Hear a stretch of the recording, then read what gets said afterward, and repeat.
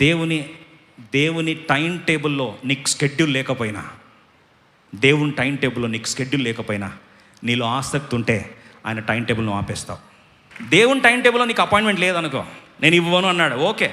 ఇప్పుడు యేసుప్రభు వారు యాయిరు కుమార్తె చనిపోయిందని వార్తిన్నప్పుడు యాయిరు వచ్చి రిక్వెస్ట్ చేస్తే, యాయిరు కుమార్తె స్కెడ్యూల్లో ఉంది. ఆ రోజు స్కెడ్యూల్ ప్రకారం యాయిరు కుమార్తెని చచ్చిపోయినామని బ్రతికించాలి. ఇది ప్లాన్ ప్రకారం వెళ్తున్నాడు యేసుప్రభు వారు.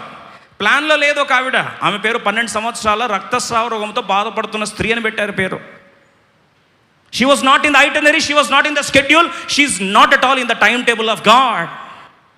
కానీ మనసులో ఒకటి ఉంది, యేసు ప్రభు వస్త్రపు చెంగును ముట్టిన స్వస్థపరచబడుదునని అనుకొని.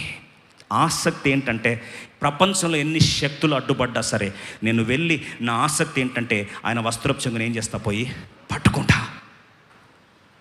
వచ్చింది యేసు ప్రభు వస్త్రపు చెంగును తాకిందంతే.